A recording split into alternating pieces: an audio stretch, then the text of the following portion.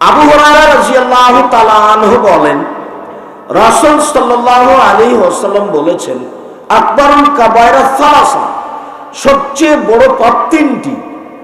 এক, আল ইশরাকু বিল্লাহ, আল্লাহর সাথে শিরক করা।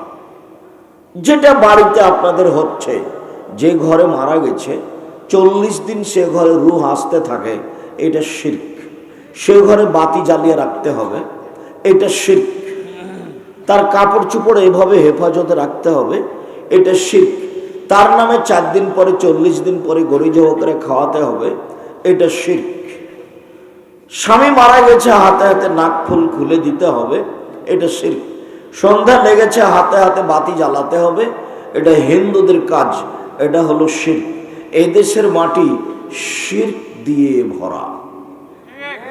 কথাই কথাই আপনার মা চাউল ঝাড়ছিল কুলাতে,